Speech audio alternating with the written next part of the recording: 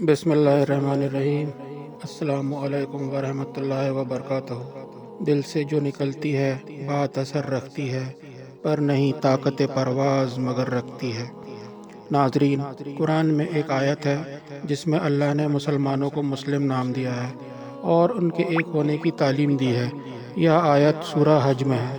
وہ اللہ ہی ہے جس نے تمہارا نام مسلم رکھا ہے، اس سے پہلے بھی پچھلی کتابوں میں اور اس میں بھی، تاکہ رسول تم پر گواہ بنے اور تم لوگوں پر گواہ بنو۔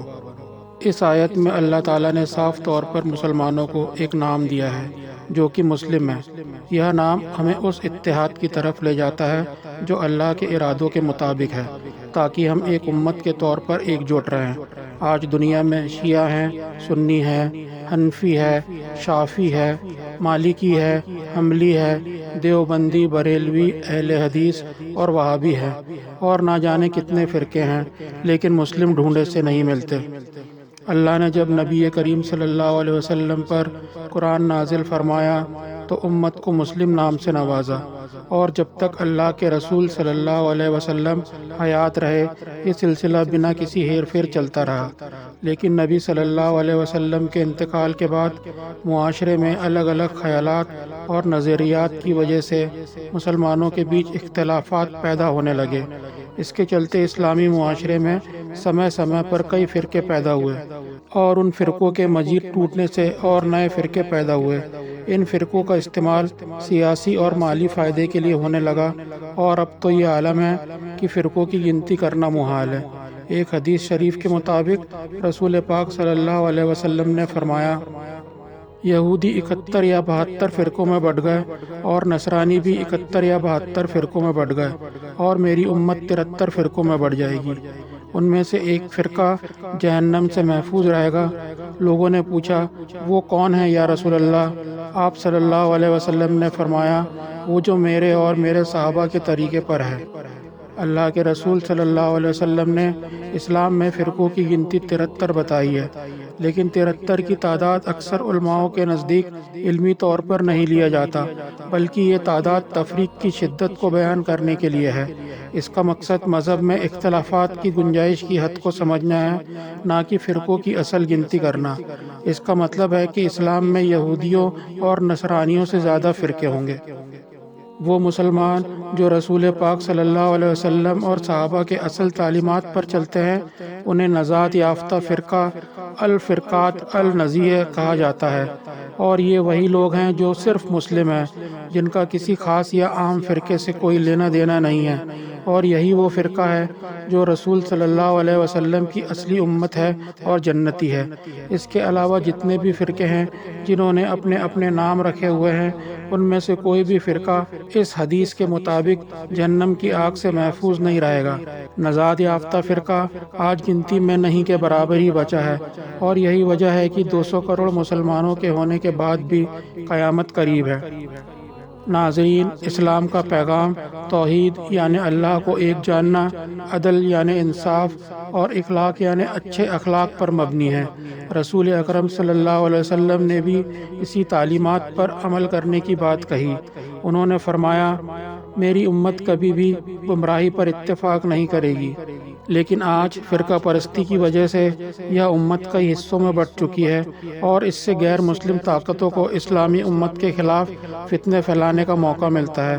جب تک اسلام کا پیغام مصلحت، محبت اور انصاف کے ساتھ آگے بڑھا، تب تک یہ ایک مضبوط اور مکمل مذہب کے طور پر پھیلتا رہا، مگر جب کچھ لوگوں نے اپنے خود کے مالی اور سیاسی فائدے کے لیے اسے استعمال کرنا شروع کیا تو فرقہ پرستی اور اختلاف کی راہ پر چل پڑے۔ ان لوگوں نے اپنے فائدے کے لیے دین کے نام پر نئے نئے فرقے بنا ڈالے، اور اسلام کے نام پر قوم کو بانٹ دیا۔ اس تفرقے نے نہ صرف اسلام کی اصل تعلیمات کو کمزور کیا، بلکہ امت کو بھی ٹکڑوں میں بانٹ دیا۔ ان فرقوں کے علماؤں نے کبھی مسلمانوں کی تعلیم کے بارے میں نہیں سوچا۔ ہندوستان کے اور تمام دنیا کے مسلمانوں سے انہیں اتنا چندہ حاصل ہوتا ہے کہ ان کی آنے والی کئی نسلیں آرام سے بیٹھ کر کھا سکتی ہیں۔ ان کے پاس اتنا پیسہ ہے کہ اگر سارے فرقوں کے علماء ایک ہو جائیں تو یہ پاکستان یا بنگلہ دیش کے برابر ایک پورا ملک بنا سکتے ہیں۔ سنی وقف بورڈ کے پاس اتنی زمین ہے جتنی دنیا کے سب سے بڑے rail network Indian Railway کے پاس بھی نہیں ہے، لیکن نہ فرقوں کے علماؤں نے، نہ سنی وقف بورڈ نے اور نہ مسلم پرسنل لا بورڈ نے کبھی ہندوستان میں کسی ایسے اسلامک اسکول چین کے بارے میں سوچا جس میں دینی اور دنیاوی تعلیمات مسلمان کے بچوں کو ایک ساتھ مہیا ہو پاتی، جس کے زیر سایہ ہر اسٹیٹ میں، ہر ضلع میں اور ہر تحصیل میں ایک ایسا اسلامک اسکول ہوتا جہاں مسلمانوں کے بچے دینی اور دنیاوی دونوں قسم کی تعلیم حاصل کر پاتے، جس سے ان بچوں کو غیر اسلامی اور غیر شرعی چیزوں سے نہیں گزرنا پڑتا۔ ایک اندازے کے مطابق ہندوستان میں 1500 سے زیادہ چین آف کانوینٹ اسکول ہے۔ ہر محلے میں، ہر تحصیل میں اور ہر ضلع میں کرسچین اسکول موجود ہے جو اپنے کلچر کو بڑھاوا دیتے ہیں۔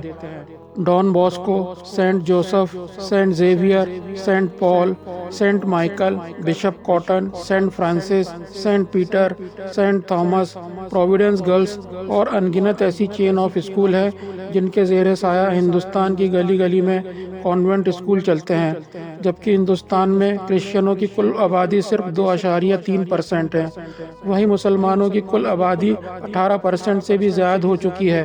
لیکن کبھی ان علماؤں نے ہندوستان میں کسی اسلامک چین آف اسکول کی خواہش نہیں کی، کیونکہ اگر مسلمان پڑھ لکھ جائے گا تو ان کی حقیقت سمجھنے لگ جائے گا اور پھر ان کا دھندا چوپٹ ہو جائے گا۔ مسلمانوں سے حاصل چندے کے پیسوں سے تبلیغ کے بہانے یہ دنیا بھر کے ملکوں میں گھومتے ہیں جہاں سے انہیں مزید چندے حاصل ہوتے ہیں، لیکن ان کی تقریروں میں صرف دوسرے فرقوں کو گالیاں دینا اور خود کو ان سے بہتر بتانے کے علاوہ کچھ نہیں ہوتا۔ اسلامی معاشرے میں پھیلی برائیوں کے بارے میں انہوں نے کبھی بات تک نہیں کی۔ کتنے مسلمان 3 طلاق کا غلط استعمال کر کے عورتوں کو چھوڑ دیتے ہیں، کتنے ہی مسلمان حرام کماتے ہیں، جوا کھیلتے ہیں، شراب پیتے ہیں، رشوت خوری کثرت سے ہو رہی ہے۔ انہوں نے اپنے مریدوں کو کبھی ان باتوں پر تاکید نہیں کی، عورتوں کے حقوق، حلال کی کمائی جیسی باتوں کو کبھی اپنی تقریروں کا حصہ نہیں بنایا۔ کبھی یہ نہیں کہا کہ جو مسلمان حرام کماتا ہے وہ چندہ نہ دے۔ ان کو ان باتوں سے مطلب ہی نہیں ہے کہ مسلمان کیا کماتا ہے اور کیسے کماتا ہے، بس ان کا مقصد حل ہونا چاہیے۔ یہ سبحان اللہ بول کر سب رکھ لیتے ہیں، اور ان کو ماننے والے مسلمان جو ان کو اپنا پیر، اپنا امیر اور پتہ نہیں کن کن ناموں سے بلاتے ہیں، وہ انہیں اللہ کا بندہ، اللہ کا ولی، شیر خدا جیسے لقب سے نوازتے ہیں۔ لیکن کتنے ہی موقعوں پر جب مسلمانوں کے ساتھ ظلم ہوتا ہے تب یہ اللہ کے ولی، شیر خدا خاموش ہو جاتے ہیں۔ ناظرین، فرقہ پرستی اسلام کے بنیادی اصولوں کے خلاف ہے۔ اسلام کی تعلیمات انسانیت، برابری اور بھائی چارے پر آدھارت ہے۔ فرقہ پرستی کا موجودہ دور اسلام اور مسلم امت کے لیے ایک سنگین چیلنج بن چکا ہے۔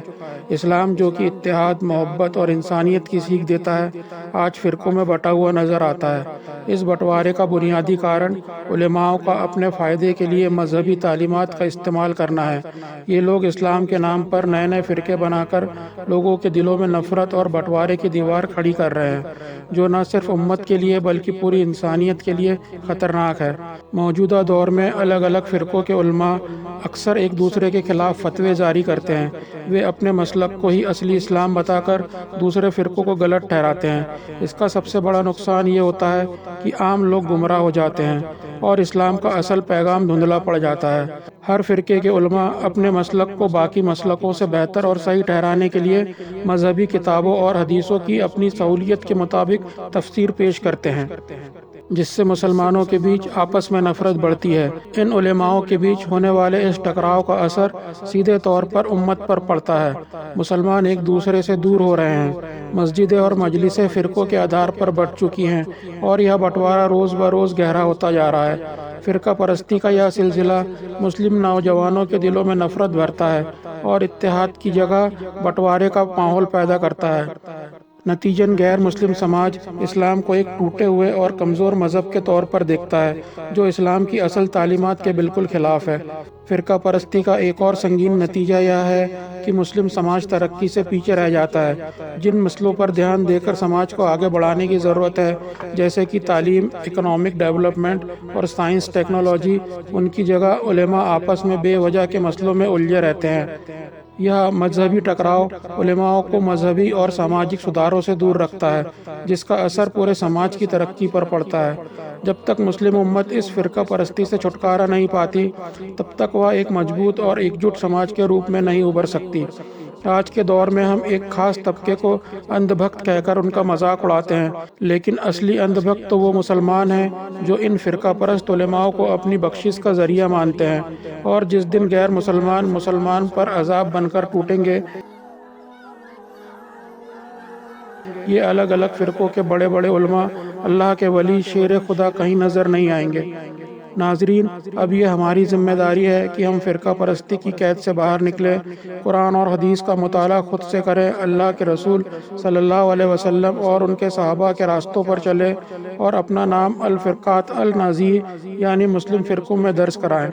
اللہ تعالیٰ ہر مسلمان کو اسلام کو سچے دل سے سمجھنے کی توفیق عطا فرمائے، ہمیں صراط مستقیم پر چلائے، اور ہمیں موت کے بعد کی زندگی پر مکمل یقین رکھنے کی توفیق عطا فرمائے۔ آمین۔ السلام علیکم ورحمۃ اللہ وبرکاتہ۔